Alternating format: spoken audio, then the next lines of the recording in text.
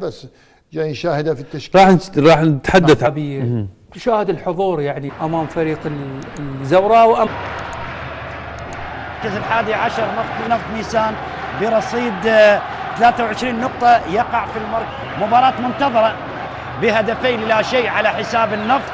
لذلك أربيل بدأ يتاب لفريق نفط ميسان، والآن هو حاليا مع الزوراء يواجه فريق نفط ميسان. ومرت كرة حسن، لاحظ الإعادة التمرير الخاطئة اللي قطعت بهذه الطريقة، وعملية التحضير من كاظم رعد وصلت لحسن عبد في هذه اللحظات.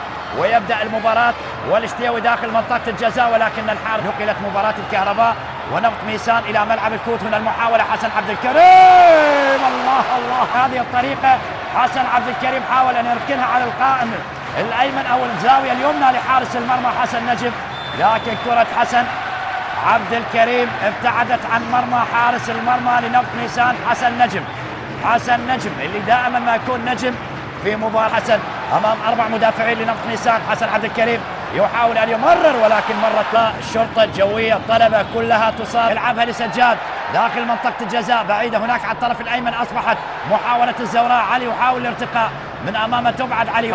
عملية الهجوم المرتد الان حسين فلاح، ممكن للامام حسين فلاح، خطيرة على مرمى نفط ميسان، ممكن الاشتياوي عزيز تونسي، خطيرة الزوراء ومرت.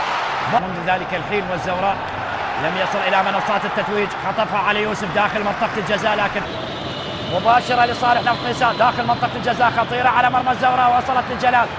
نفط ميسان الاعتماد على المرتدات، ديمي السنغالي يسدد على المرمى وجاورت القائم الأيسر. الزيارة الثالثة لنفط ميسان سعيدة.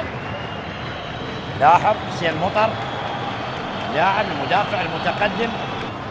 إذن نعود لا وجود لخطأ، لا وجود لركلة جزاء، والثاني والثالث حسن عبد الكريم، وحسن مر من الأول ومر من الثاني، وهيأ كرة إلى حسن عبد الكريم، لكن حسن وضعها بأحضان حارس المرمى حسن نجم حارس المرمى لنفط ميسان. لاحظ اللقطة، لاحظ الإعادة. حسن تحتاج إلى القوة، تحتاج إلى زاوية رؤية، إلى مكان بتواجد اللاعب الكسندر يولي وحسين مطر. محاولة خطيرة على المرمى ومرت من أمام علي يوسف. الثلاثة في تلك المباراة. الزوراء يهاجم الآن، كرار عملية تمرير الاشتيوي، خطيرة.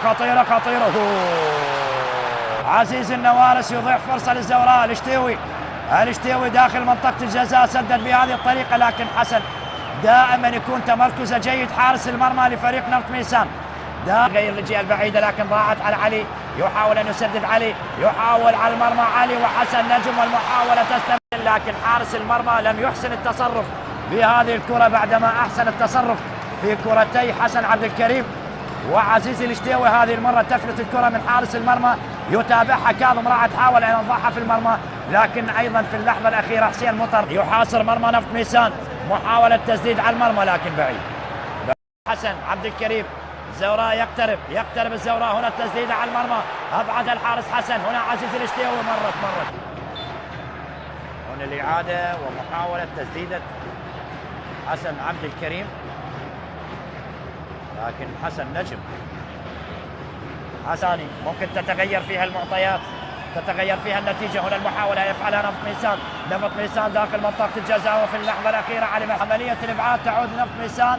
تستمر المحاولة خطيرة على مرمى الزوراء مرة أولى وثانية، وخطيرة مرت على علاء كاد جلال أيضا غاضب تماما على لاعبيه، على مدافعيه، على لاعبي الزوراء. لاحظ الفرصة لنفط ميسان، كان ممكن يفتتح التسجيل، لكن مع كرة علاء حكم المباراة الدولي محمد سلمان يطلق الصافرة للإعلان عن نهاية الشوط الأول لينتهي الشوط الأول بالتعادل السلبي بدون أهداف ما بين الفريقين. ممكن يفعلها الزوراء، حسن عبد الكريم داخل منطقة الجزاء، وحسن نجم على المدرجات عندما يسجل الزوراء، وهنا يسجل الزوراء داخل منطقة الجزاء. الاشتيوي لف ودار وسدد، لكن هناك راية على الاشتراك، حالة تسلل غير موجودة. لاحظ حسن عبد الكريم لعبها بهذه الطريقة داخل منطقة الجزاء، وهنا المحاولة تستمر، وعزيز الاشتيوي بعد عملية اللف والدوران، وحسن نجم اللي غطت المرمى تماما. عبد الكريم حضر حسن، يحاول بالمهارة يمر، يحاول يسدد على المرمى، لكن بعيدة كرة حسن. جولة قبل الماضية، هذا إبراهيم، هذا توميو، هذا النيجيري، محاولة داخل منطقة الجزاء. الزوراء كل الطرق لاعبي نفط ميسان أمام محاولات الزوراء. داخل منطقة الجزاء الرأسية ممكن من علي يوسف، مرت إلى ركنية في مرمى نفط ميسان، لكن عمل بطولي للاعبيه ومدافعي نفط ميسان أمام. هنا المحاولة، علي يوسف يحاول أن يفعلها كما فعلها في مرمى النفط، وحسن عبد الكريم، حسن يحاول أن يمر وهو يا توميو. اللقاء بالعودة إلى الفار، بالعودة إلى الفار، وهنا المحاولة اللي مرت على فريق الزوراء، لاحظ الإعادة، مر بهذه الطريقة وأوتولانجي، أوتولانجي كان بمشاركة اللاعب حسن عبد الكريم، وبالتالي الجولة 17 لدوري نجوم العراق بين نفط ميسان والزوراء. هنا المحاولة داخل منطقة الجزاء خطيرة على مرمى الزوراء وتوكيكي أفولابي سواليو ضاعت. محاولة الزوراء إلى الخارج، ركلة مرمى لنفط، الأقل الخروج بنقطة. هنا الهجوم لمصلحة فريق نادي نفط ميسان وأفولابي. قد يندم نفط ميسان على ضياع هذه الفرصة، فرصة كانت قريبة لنفط ميسان، لكن جلال حسن بالتقدم لفريق نفط ميسان. لاحظ ينطلق بهذه الطريقة بهذه السرعة من أمام حسين، من أمام حسين، وبعد ذلك أوكيكي أفولابي يضعها بيد حارس المرمى جلال حسن لتضيع الفرصة على فريق نفط ميسان.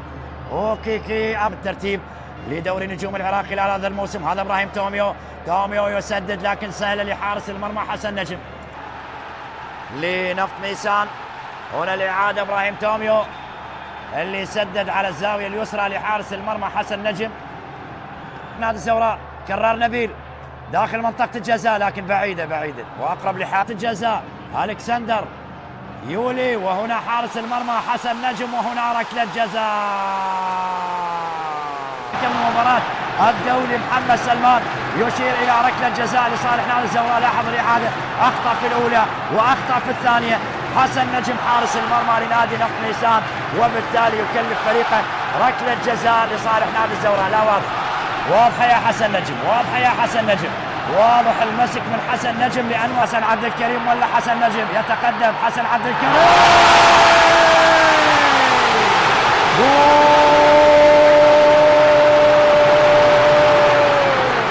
هدف للنوارس الوطني العراقي خيسوس كاساس. لاحظ حسن عبد الكريم يضعها في المكان السليم، حسن عبد الكريم في المكان السليم، حسن عبد الكريم.